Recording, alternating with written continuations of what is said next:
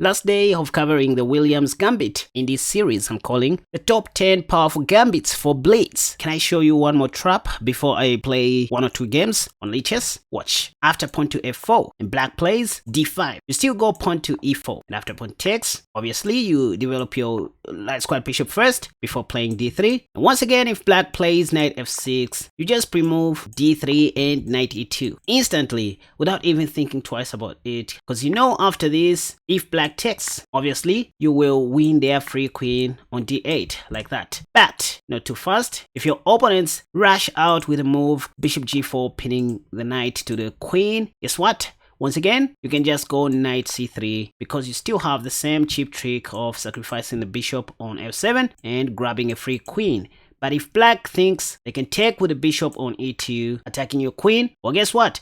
That's why you developed your knight on c3 so that you take back like this, and just like that, you have equalized material and you are still remaining with a bishop pair. If pawn takes, once again, you have the same trick of capturing on f7. Question: what if black doesn't even fall for any of these cheap tricks, and let's say they play knight c6? Well, knight c6 is the main remedy against our Williams Gambit, by the way. So what I recommend doing is just capturing on d3. Nothing much you can do here. And now if bishop g4 comes, you just cast a shot or play knight bc3 or even queen b3. Out of everything, I love queen b3. Why? Attacking moves are always great. No two questions about it. At least in this position, you are guaranteed to get back one of these pawns, kind of getting back some material. Remember, this was a gambit. Mostly black is going to play e6, after which you can go ahead and take on b7, threatening to capture the knight on c6. Now if black thinks they can double attack your pieces like this, nope, you simply have bishop b5 check. If pawn to c6, you simply take, and boom, just like that. That's how you equalize material. They can't block on d7 with their queen or their fingers. If they block with the knight, you simply start developing your pieces as fast as you can and put your king to safety. In this position, material is equal.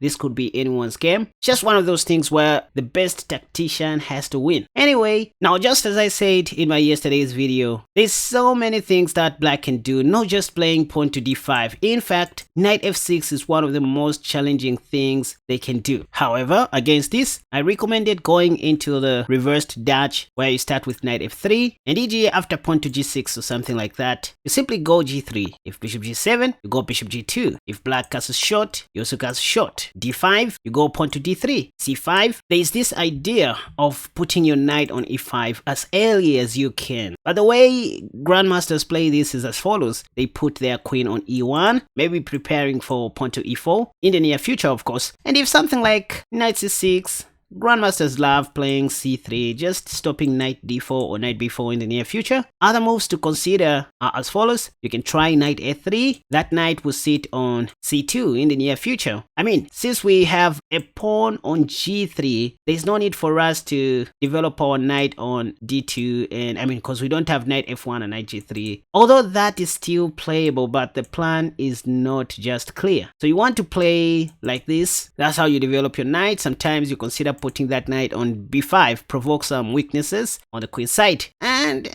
depending on how the game progresses, you play h3, king h2, perhaps bishop e3 or bishop d2, and centralize your rooks. Of course, a4 will come sooner or later. So that's just the middle game plan I'm showing you if you want to play the way Grandmasters play this so-called reversed Dutch, although still the bird opening. But hey, there's another move that you can try. I call that the Mojana formation, where you feature in the move pawn to c4 as early as you can.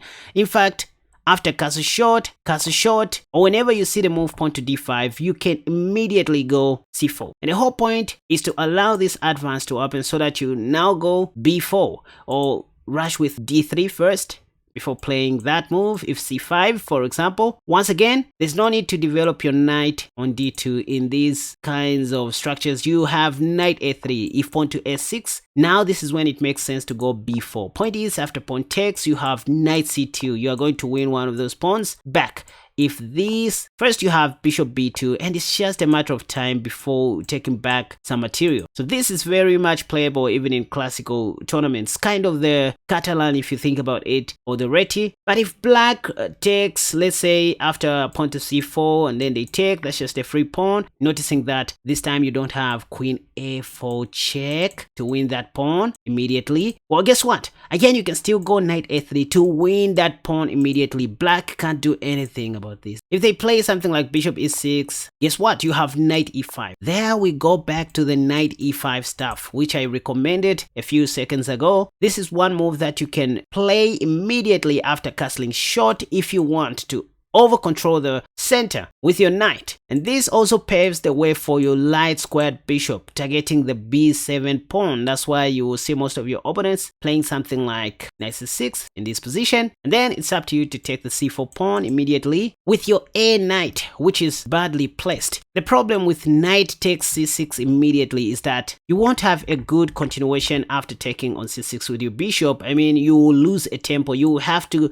retreat that bishop. So now it is black's turn to do something. That's why to me, knight takes c4 is more natural, so that if knight takes, I recapture with my knight. So you can see how that queen's knight moved. And now you are ready to play e3 and d3 or even d4, solidifying your center structure. Look at that. This is how grandmasters play their games. Now it is time for me to surprise my opponents on lichess with this dubious but effective gambit called the Williams Gambit, one of my 10 most powerful gambits to ever come across. But before we proceed, I have some bad news for you guys. This will probably be your last time to hear my voice ever again, if you haven't yet subscribed to this channel, because that's just how the YouTube algorithm works. So be sure to hit the like button and subscribe. Let's go.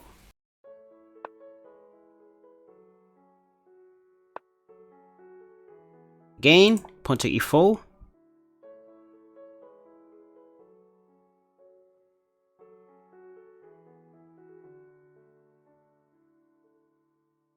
Again, there we see pawn to f5. I don't know what's up with this move. d3, knight e2.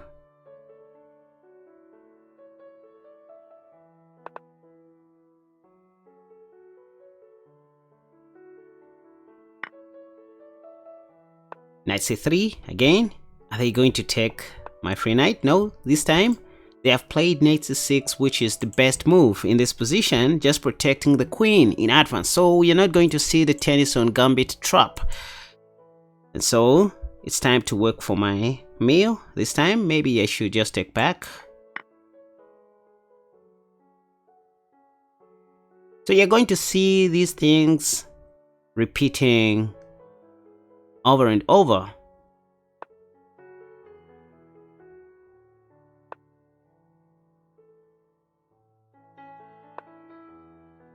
e6. Can I just castle short in this position? Why not?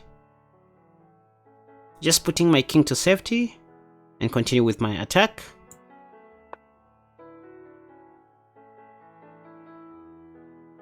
If bishop e7, I intend to play knight g3, then take that free pawn on f5. Assuming the black king will sit on g8 by that time. So black should better be careful. That's check. I can put my king on h1 if I want, or perhaps just go d4. Attacking everything. This is a tricky move, by the way, because I have this small pin. I guess black is going to take, after which should take back on e2. Knight takes. I have queen takes. Just want to oversimplify the game.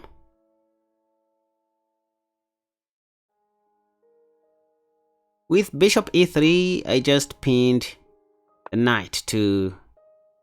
I mean, what is this? This is something I didn't even think of.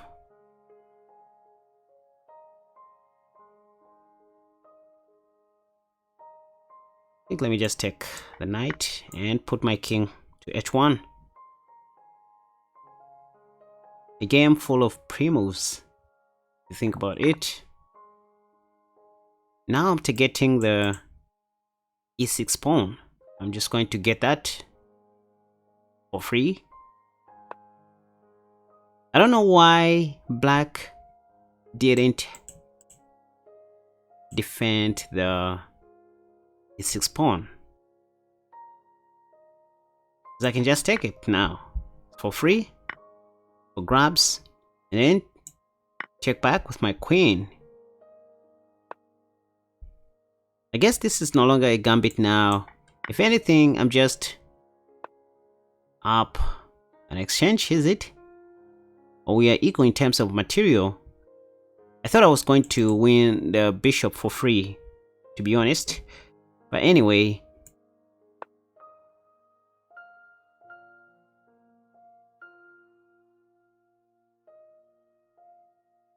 One better way to simplify this game is to play knight d5.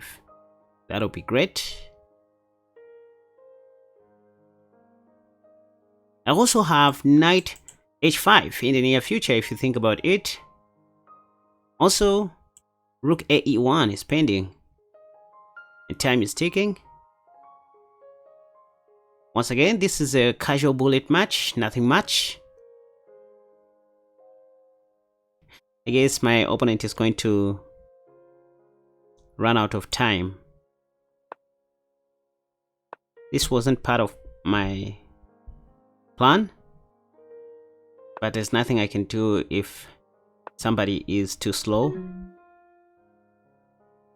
think let me oversimplify the game. Knight takes, knight takes, knight takes. Yep. Even though I was winning this game, I mean, my opponent was just too slow.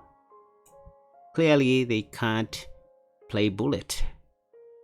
Anyway, let me know what you guys think about the Williams Gambit. This is one gambit that I have been playing of late, and it's one of my top 10 favorite gambits for bullet and blitz chess. Let me know what you guys think, if this is really something that you can give a try in your rapid matches and blitz matches. Right, I hope you guys had a wonderful time. Let me know what you think about the Williams Gambit in the comment section down below, and let me know which other gambit you want me to feature in this special series, the 10 most powerful gambits for blitz. All up to you guys. I'll be reading your comments. I want to know your favorite gambits too. Thank you for watching. Allow me to reintroduce this channel. Most of my viewers on my main channel, KaspaChess, are more interested to watch long form videos, and this is where this second channel comes in, where I post funny clips from my main channel and other interesting short form videos of chess traps that I can't post on my main channel. So be sure to subscribe to this channel as well. By the way, you can check out my courses at www.kaspachess.com or on my Patreon page. That's how you support this channel. By the way, I don't ask for donations or free money, so the way you support this channel is by joining one of our membership tiers on Patreon or simply buying my courses. That really helps.